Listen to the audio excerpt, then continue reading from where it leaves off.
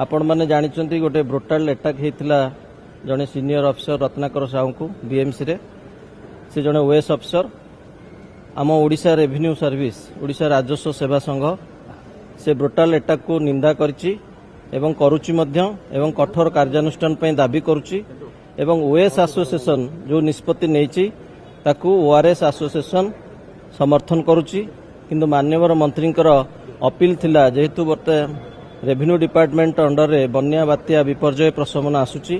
आम अधिकारी माने सेतरे सहयोग करंतु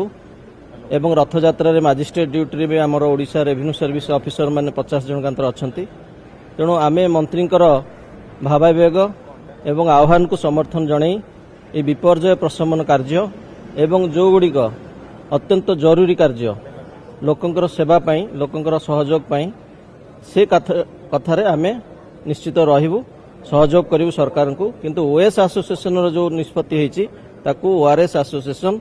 समर्थन जणेबो से माने जो निष्पत्ति आगामी दिन नेबे आमे मध्य ताऊ विचार को नहीं समर्थन देबो।